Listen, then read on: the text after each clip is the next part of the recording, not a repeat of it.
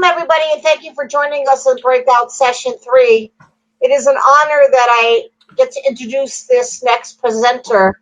Not only is Brian the reason why I am a Toastmaster, he also is a good friend and mentor to me. Brian David Crawford joined Toastmasters in 2010 because at the time he was going to be the best man for his best friend's wedding. Knowing that he was to be married later that year, he knew that he had to do a great toast because he didn't want to give any ammunition to his friend to have any kind of retribution. Brian earned his CTM in 2015, and he's been on our district stage 6 times. Today is the first time that he joins us as a conference presenter. Brian David Crawford is a live streamer on Twitch and has been since January 2020. And was made an affiliate in August of 2020. You can find him on Twitch as Aloha Craw. Fellow Toastmasters, Brian David Crawford, live streaming is Toastfuture. Live streaming is your Toastfuture, Brian David Crawford. Toastmasters is not about public speaking. Toastmasters is about learning how to step outside your comfort zone, which is what we do through public speaking. If you disagree with that statement, go switch over to Kate's because you're not ready to hear a single thing I'm about to tell you. Let's think about what Toastmasters is today, what it used to be, but most importantly, what will it be in the future? Let's think back to pre-COVID times and what Toastmasters was really about. What did Toastmasters look like?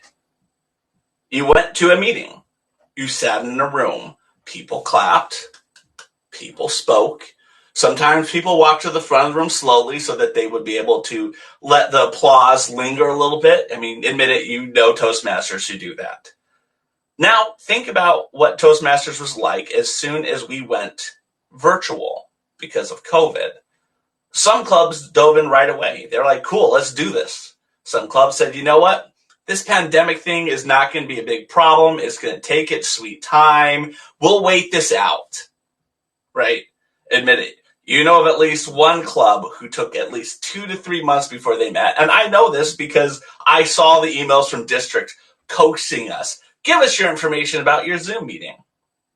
Then when clubs finally started going online, people were scared.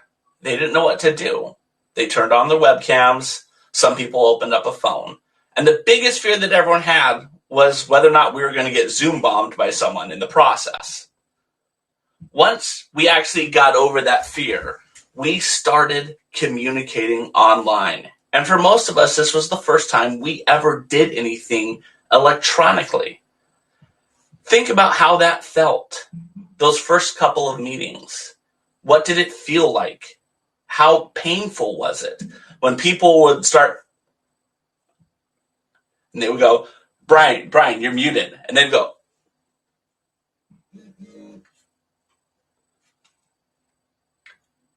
ask yourself how you felt then, and ask yourself how you feel now. How comfortable have you become with this online communication?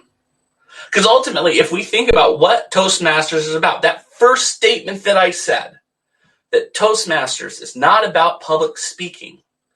Toastmasters is about learning how to step outside your comfort zone. If you are now comfortable in a Zoom meeting or slingshot as we are today, what are you going to do so that you're not comfortable anymore?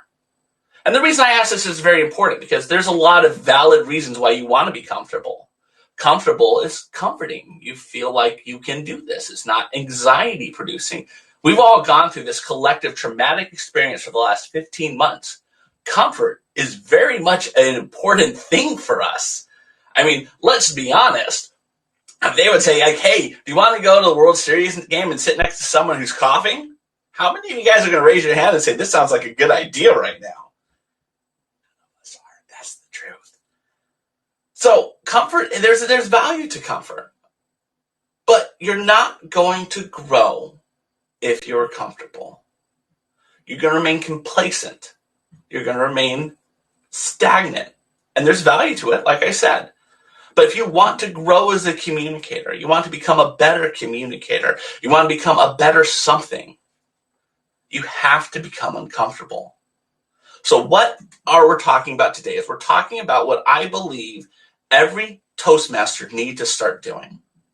Every Toastmaster who wants to go to that next level, who wants to grow as a communicator, you should be live streaming tomorrow, immediately. Stop going to Toastmasters and start live streaming. Don't drop your memberships, though. I don't need Andrew or any of the district trio panicking because I just convinced 40, 50 odd people to all drop their memberships. Keep your memberships, but you have to start streaming. So what is streaming?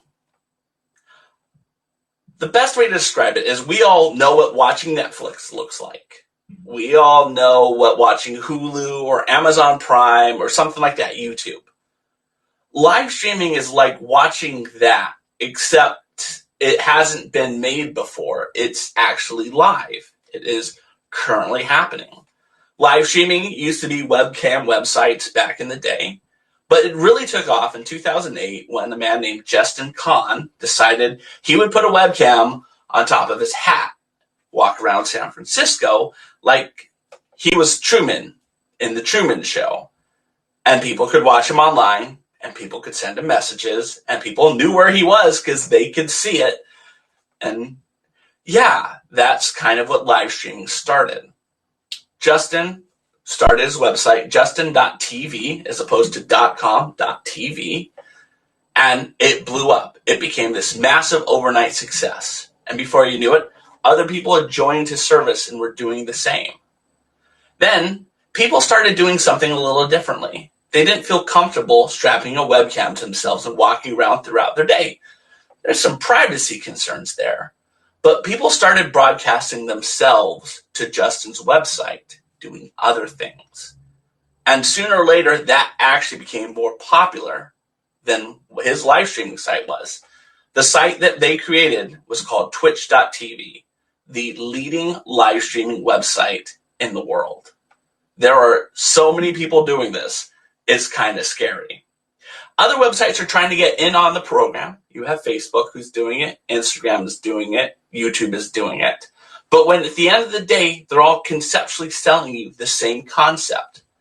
Communicate with other people by using the internet, using a webcam. So I want to talk to you guys today about why I think you should be doing this. And I want to talk about what these sites are, how they operate, and what are the things you need to do to get to that point. Because I know there's a lot of people in this room who are saying, I feel kind of comfortable in Toastmasters, but I'm not ready to start broadcasting myself to the internet. Because as we all know, to get from here to there, you have to take baby steps along the way. You have to go through your hero's journey. And my job today is to be your ally, to give you the motivation and the steps to get from here to here. So let's get started with that. Let's start off with basically the most important thing you need to know. You cannot just turn on a webcam and start broadcasting. It just does not work that way. In fact, I didn't just turn on a webcam right now and start broadcasting. There's a lot of things that went into giving you this presentation that you're seeing today. And it's hard to really state enough all of the things that I've had to do to get here. So let's deconstruct all the stuff you can see and show you what it goes into. So first off, I'm very well lit. So let's turn off our lights.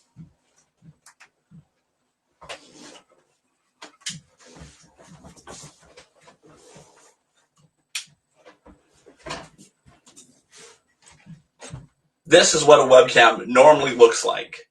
Now, I'm not the best looking person on earth, but I assure you, I don't look nearly as good right now as I did 30 seconds ago. And that's the first thing you have to understand if you want to step outside your comfort zone and get to here. You have to understand what are the things that are going to make your image look good. You need to understand basic concepts of photography. So what can you do? Well, I have a front light. This illuminates me. And as you can see, it is very, very bright, and I'm very, very washed out, but this is the first thing that I needed to get. So let's fill in some light over here. Now, as you can see, it's starting to be a little more illuminated. You're starting to see a little slower movement. You're starting to feel like this is my presence. This light down here's job is to make the rest of the room feel a little better. Turning on that light actually made my face be better illuminated.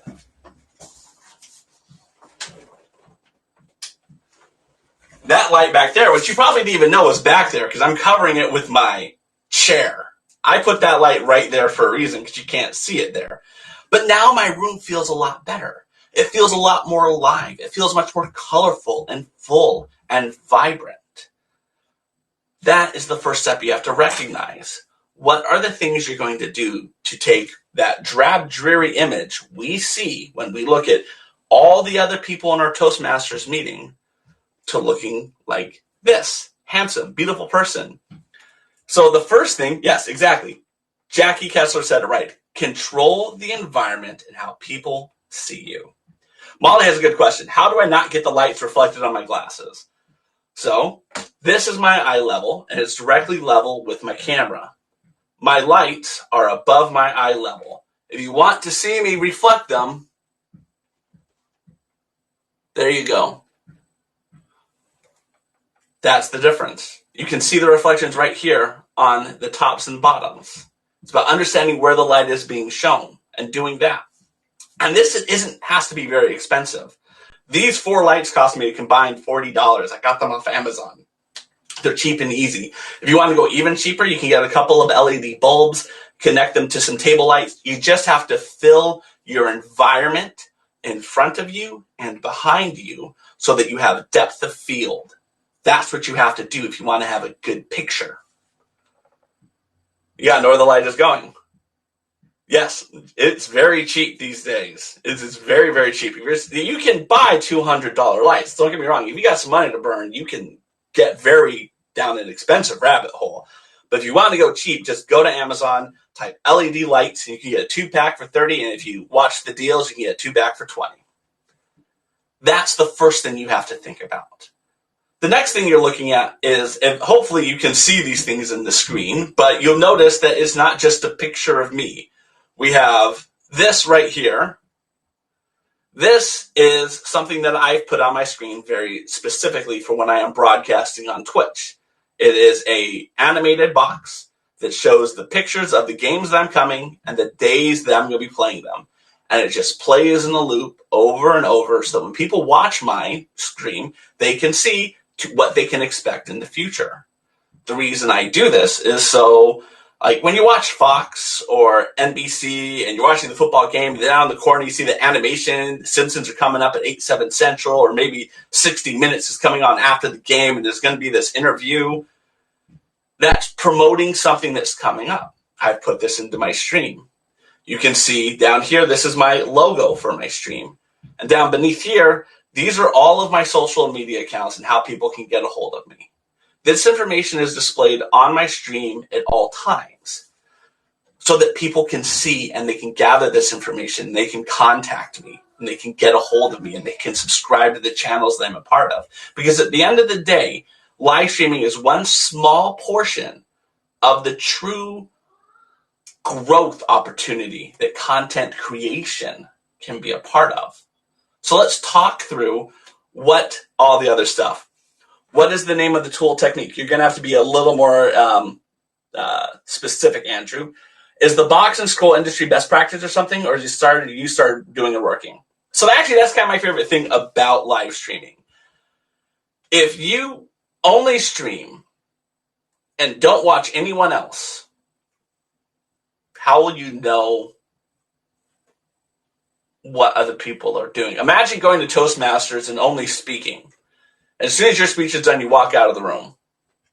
Watching other people is going to give you insight into what other people are doing, something you can aspire to. And those are the types of things. What creates the rolling purple bar? What creates the top to bottom scroll in games in the lower left? Okay, so this is just an animated slideshow. These are all pictures, and it's just a little slideshow. And we'll get into the software that I'm using to do all this stuff behind the scenes in a bit. And the same thing down here. This is just a text file that says, read this information and scroll it. It's quite simple. So now that you kind of see what this looks like, this is conceptually what I do for live streaming. But I thought it would be fun to show you guys what some other people do for some live streaming so that you can get some ideas. Because live streaming can be many, many things. It can be anything you want. At the end of the day, I say you will be successful as a live streamer if you understand two core truths. What makes you unique and special? What is your value add proposition, right? I know what makes me awesome. I exploit that. That's why I'm a successful communicator. That's why I'm a successful live streamer. I know why people want to watch me on the internet. And the second thing is an understanding of how do you communicate with other people? How do you sell this? Those two things together are what you need to do to be successful in live streaming. And the two of them kind of work in tandem. So I thought it would be kind of good for people to see. What is your unique value add proposition? Exactly. Jackie, don't worry. I will give you a tour of Twitch in just a hot second, by the way. We're going to go through this. Don't worry. I got plenty of time to go through all this with y'all. So let's switch my scene. That makes no understanding to you guys now, but you'll figure it out in a second. So that is lovely there. This is Twitch. This is the main page. Well, actually, this right here is the main page on Twitch. When you see this, this is very overwhelming. We have stuff up here. We have stuff down here. What do you click? What do you pay attention to? So let's kind of go through it. These are the things that Twitch is promoting for one reason or the other. They're saying maybe someone wants to watch this because 20,000 people are watching this guy, Jimmy Conrad, do whatever he is doing, which right now says stream is offline. So let's not watch him. Let's click over to this person. I know this person, not personally, but I've watched her stream before. Her name is Lil Siha. She is what's known as a Just Dance streamer. You can see she is playing a video game down here in the bottom right-hand corner. The video game is watching her movements and telling her what she is doing well and what she is not doing well, right? It's giving her a score. In this particular stream, she is raising money for St. Jude's. I know this because I follow her and I think she's very interesting. So far, she's raised $68,000. Her goal is to raise $100,000 today to give to charity. I'm going to bring this over here so I can still see what you guys are talking to me about. But this is what she's doing. You can see over here, these are people who are watching her and are talking about what she is doing. She currently has 5,961 people watching her, and she's been doing this for 2 hours and 36 minutes. This is what Twitch can be about. I want to give you some views on some other people. She has herself being most of the screen because from a viewer perspective, do you want to watch this video game or do you want to watch her? I mean, Sammy T just donated $20. That's how quickly these things are rolling here. So let's go check out some other people that we can talk about. This is Botez Live. They are Canadian chess players. They are world champions. They represent Team Canada. Here they are playing chess and they're talking about it. They're explaining what's happening. People are chatting over here on the right. You can see the game and she's explaining her thought process as she goes through and plays this. You can play chess on Twitch. It is insane. It is ridiculous. How does it differ anything else? What do you mean? How does what differ? We'll get into that in a hot second. Here are some other people. This is a friend of mine, Nagy. She is playing a game called Minecraft. And again, you can see her. You can see the game. She doesn't have nearly as many graphics on screen as the other people do because for her, the focus is about the game. Let's see if there's anyone else I want to show real quick. Yeah, let's go to my following tab. So these are all the people who I'm currently following. And you can see there's lots of people doing lots of things. You have people dancing. This guy is just in his living room. He's got a prize wheel. He's talking about something. Twitch can be literally whatever you want it to be. Because at the end of the day, Twitch is about you. And what is your value add proposition? What is the thing that you're going to broadcast that makes other people say, I want to watch this? So how do you do that? Because that's kind of the thing that a couple people have queued off of, and I want to make sure that we talk about those things. So this is the program I am using to broadcast on. This is called OBS, and let me get rid of some things because we don't need to see all this wonderful stuff. Alert, the block. Yeah, okay. I'm going to leave myself because I'm pretty. This is OBS. This is a software that I recommend all of you buy because at a minimum, you can download this program and use this as your virtual camera so that you can use this as an interface between you and Zoom. If nothing else, you can use this to put a logo. You can use this as your timing screen so that you don't have to use the Toastmaster lights behind you. If nothing else, you can use this as a way to broadcast yourself to Zoom meetings so that it is not just, hey, can I get the presentation bar? Can someone give me control of the presentation? Because I need to present my slides. Like, has anyone been in a meeting for all that type of stuff? Right? It's so always awkward. You can do all of that through Twitch. You never have to worry about who can present. It can be all done through here, through different screens. So let's talk through what you need to do to be able to do that. Over here, this is what's known as the scenes bar. This is a way for you to say, what do I want to display on stream or on the webcam? I've got a ton of screens, as you can see. This one's called Conference Screen Share. I set it up for this meeting so that I could say I would like to share my screen in the conference. This one is called Lego Build. This is one I go to when I want to broadcast myself building Legos on stream. As you can see, I am much bigger now. You can see where my hands are at the bottom of the screen. Up here in the upper, this corner here, this is generally where I would put the Lego instructions. They're not showing up right now because just my luck, it's not showing up. But again, these are the elements that I've decided to go into it. Right here in the middle, these are all of the elements that I'm choosing to put into my stream. Each are these elements that I specifically have chosen. Jackie said it best earlier. She said, these are the things that I am choosing to have in it. I have my scroll bar, which is where you can see my socials. I have Lego borders. That is the wonderful borders that goes between the rooms, the different parts. I have my webcam. I have my secondary webcam. No, that wasn't it. Hold on, where is it? There's my secondary webcam. This one. I have my logo, and I have my social logos. These are all the things, but now you can't see anything. So let's go back to our wonderful conference screen share. Oh, here you go. So here are all the things that go into this particular screen. Here's the notepad. I did that so you don't get this wonderful fact. But as you can see, here is my scroll box. Here is my webcam.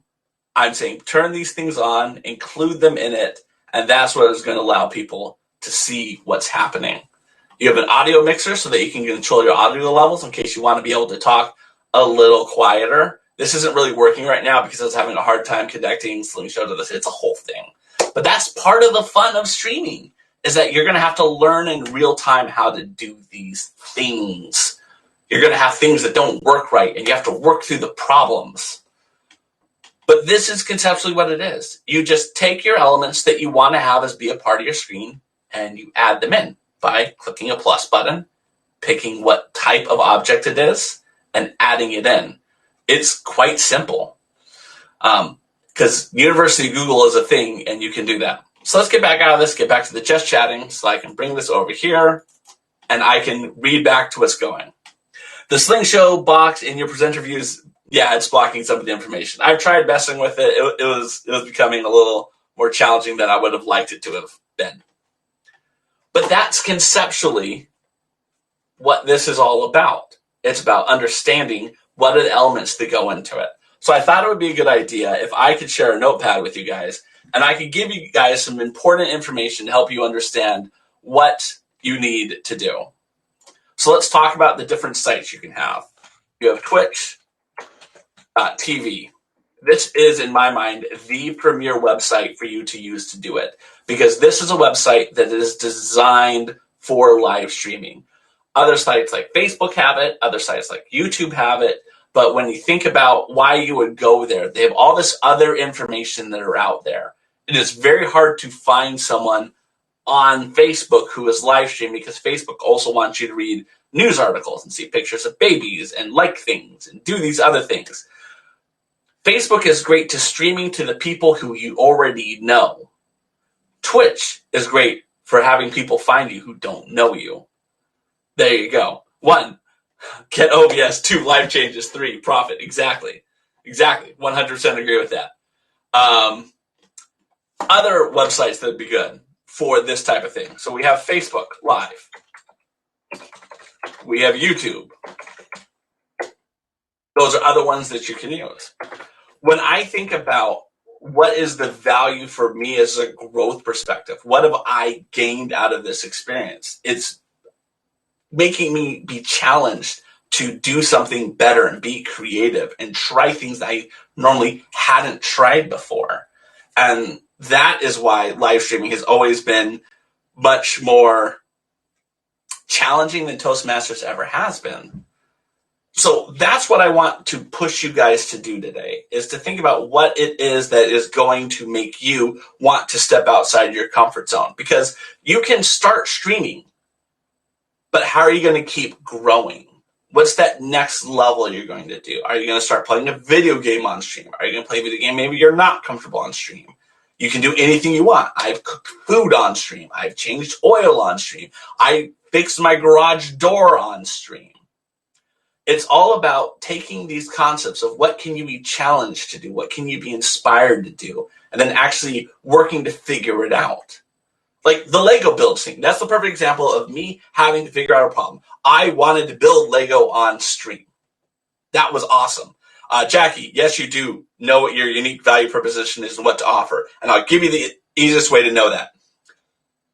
Ask someone who you love or you're friends with what they like about you, and they will tell you what is your unique value proposition. End of the story. Michael, people watch anything on Twitch, not just gaming. Yes, people watch anything on Twitch and not just gaming. I cannot stress that enough. There's so much non-streaming content on Twitch at times. It is crazy. I would say it's maybe 60% streaming games, 40% not streaming games. There's lots of opportunities out there for that. Let's go into some of these other questions. Nilsa asked, how did Toastmasters help you become more comfortable with live streaming? That's actually an interesting question, because I hear from a lot of people that I speak very eloquently. I don't say a lot of ums. I have coherent sentences, and I owe that to Toastmasters. I've been a Toastmaster since 2010. It's something that's helped refine me so that I understand what makes me an effective communicator. And I think that's what helps lead me to become a good Twitch streamer, is because I understand that about myself. Twitch, at the end of the day, is just an avenue for you to grow and develop as a person. And I think that's one of the things I really want to stress about before everyone hops online and starts doing stuff. You will not be able to turn on a camera and get 6,000 people watching you like Little Seehaw was doing. That's just not going to happen overnight. It is a long journey. She has been broadcasting on Twitch for 7 years, and she started with 2 or 3 people watching her. And she grew, and she built up her skills and her repertoire, and she developed a community, and she developed friendships, and she networked, and she started sharing her information in other places, other social media down here like YouTube and Instagram and all these other things. And she built up this following, and that eventually grew it. But she wouldn't have been able to do that if she didn't understand what makes her so cool and amazing. And if you watch her, you get it. And maybe you don't think she's cool, but you really get a sense of this is someone who truly understands who they are. And that's what ultimately Toastmasters is about. It's about helping you understand what makes you so great and so understanding. What makes you great? That's what this is about. But Brian, when do I sleep? I don't sleep. I have 2 kids. And Jackie, if you were broadcasting on Twitch, I would watch you. I'm just going to say that right now. Just going to tell you guys right now. Let's go back to some of the other questions I may have missed in the chat. Patty, unless you can highlight some that you think that I should be answering about, if Patty is still out there. Patty may have left me. Patty? My moderator may have left me. She's still there. It looks like she's connecting or something. I'm here. You're here. No problem. I came off so you could have your own time. No problem. No problem. Is there anything that you've jumped out to you that you would like to highlight for people? Actually, it amazes me how all of these people are so interested in wanting to, not that it's not interesting, you know what I'm saying, but right now they want to jump on board and all that, so that's really, really great. Yeah. Jackie wanted to know. Davis wants to know who the woman you're talking of. I'm not sure what woman he's talking about or what you were referring to. We could be talking about Patty, who is wonderful. The woman who I was referring to, who I was talking about, who has grown her career. That would be a little, see on, let me go back to screen share. Mm-hmm. I can get rid of this.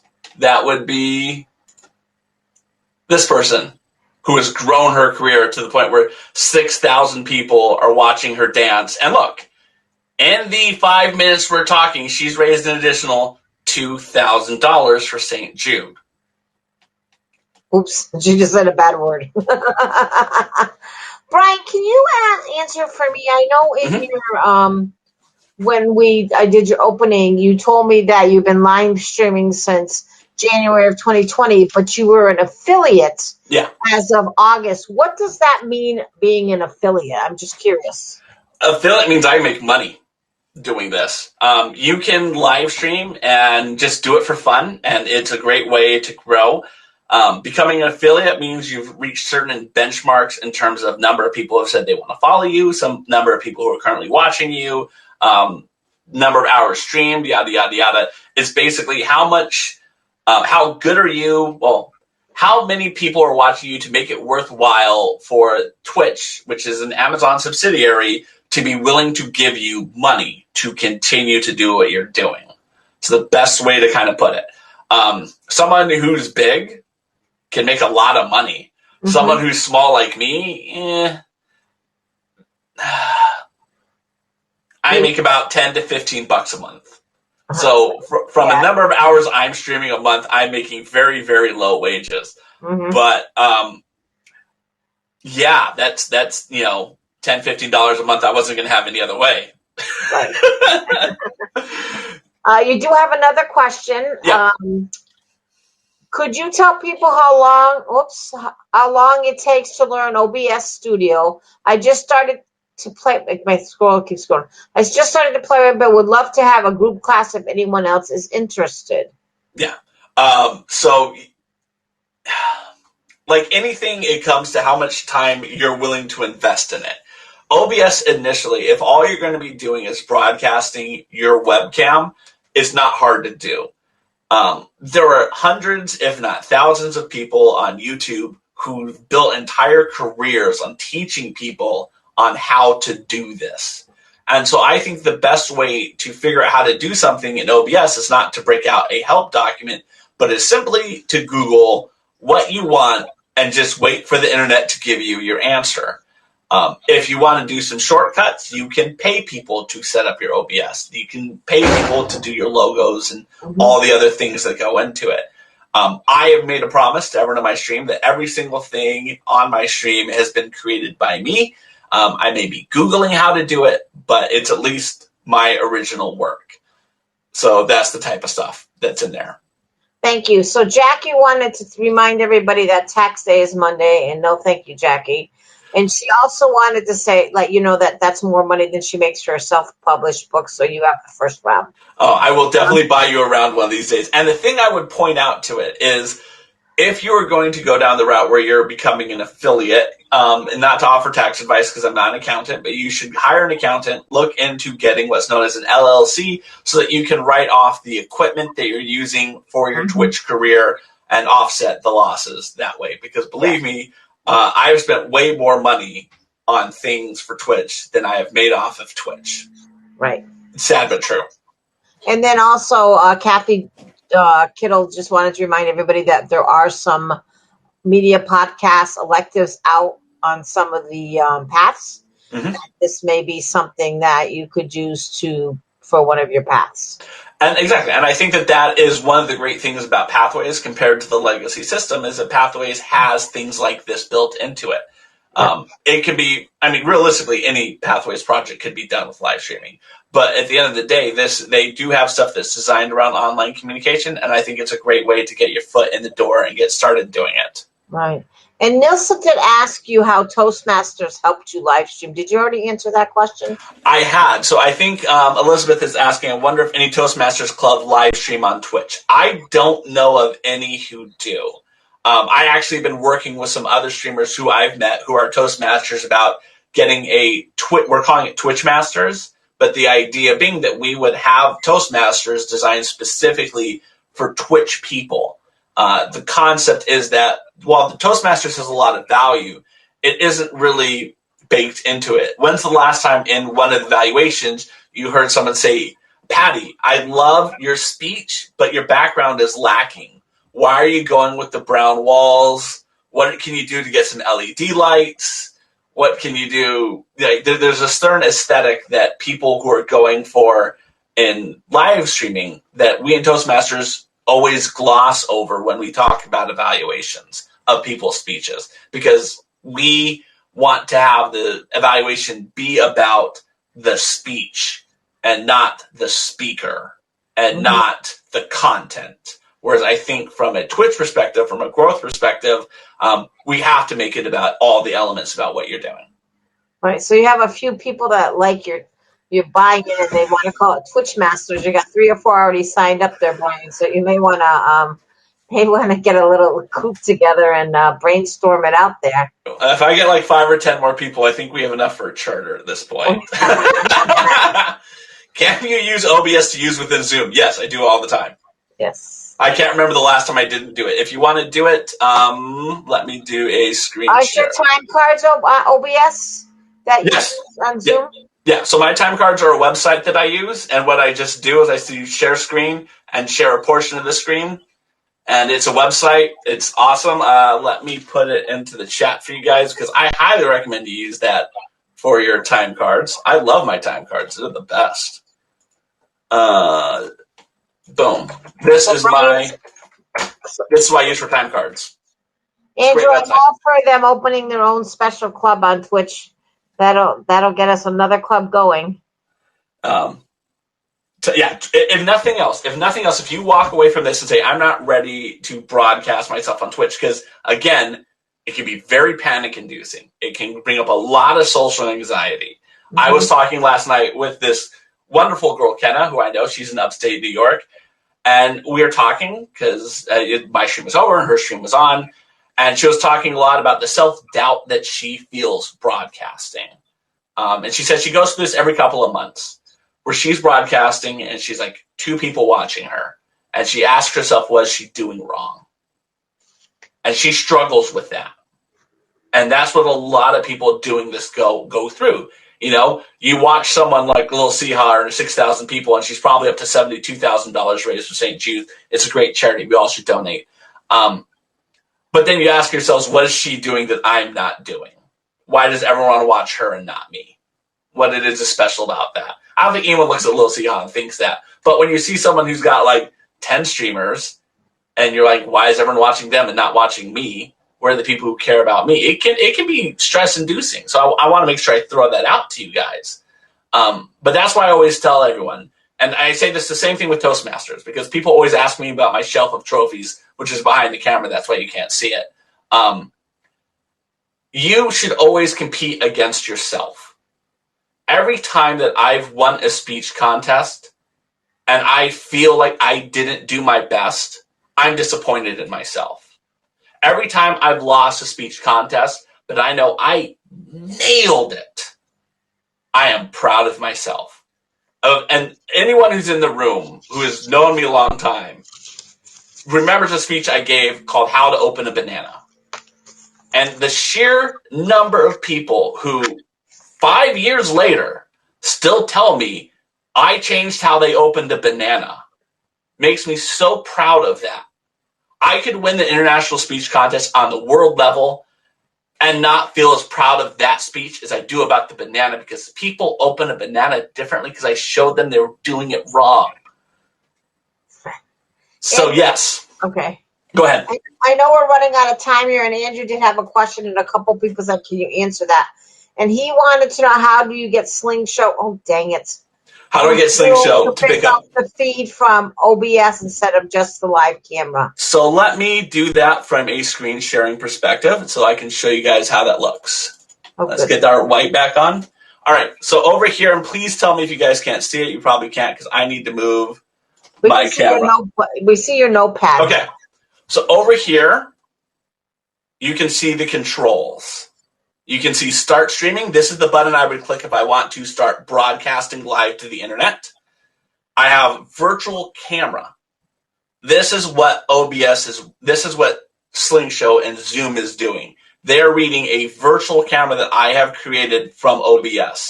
If I just want to record what I'm doing, I can press this button. If I choose to go to studio mode, I can see what my screen is, and I can see a different one that I have. This is a different scene I use when I'm playing video games with my son. My son, the camera would be on him over here. This is my top-down camera. I'd angle it differently, and here's my camera. But you can see you can switch between it. This is more like a television studio mode. But that is conceptually what this... Oh, I didn't get rid of studio mode. Sorry about that. Just chatting. Go ahead. Jackie, the best way to remember the banana speech, just because I know you have to understand it, is you need to open the banana from the top, but your idea of what is the top is wrong. It's the only way to describe the banana speech in 20 seconds. Anything else, Patty? And Heather, also, is there some kind of video setting in Zoom that also has to be done? Yes. So when you're picking your camera, oftentimes, and I think I would lose my camera on it, but generally you can click the arrow next to the camera icon, and then that will show all the cameras you have as an option. You just want to pick which camera is showing. I have OBS virtual camera as one of my options, in addition to all the other cameras that my computer recognizes, like this camera, my top-down camera, GoPro, different engines that are working on it. So, yeah. You're going to find me in the networking segment because you can't get to pick up your OBS virtual camera. I'd be happy to help. Do I have a video on basically OBS 101, OBS for Dummies? No, because there's millions of them on YouTube. People who have done way better jobs than I ever would. I believe it has to be something that I can do that no other people can do. And right now, the only niche that I got that no one else is doing is Toastmasters and Twitch. I'm the only one out here talking about it. So if you Google Toastmasters Twitch, you're going to find all my stuff I've ever done on the topic. Yeah. I don't see any other questions. If you have any more come in, just put them in the chat, please. So I want to thank every single person who came out to here. You could have changed any other one to go to. You could have gone to Kate's because I think what she's talking about is super important. I do want to recommend that everyone goes and watches hers on YouTube after David posts it to YouTube. This was a lot of fun for me. Like I said, feel free to contact me at any one of my socials down here, and I'd be happy to talk to you about whatever you need to talk to me about. Kathy, thank you so much for saying that. That was great fun. I just put the evaluation form out in the chat, too. Brian is always open to feedback, so please let's show him some love and some suggestions. Yeah. Start with improving your environment. Yep, exactly. Yes, exactly. Andrew, you're spot on. Spot on. I would agree with those 3 statements in a row. Perfect. We have a little less than a minute left, so actually up to about 13 seconds. Right. I want to thank Patty. Thank you so much for being a wonderful moderator and a host. She nudged me to send her an introduction, and I couldn't have done it without you, Patty. Thank you so much.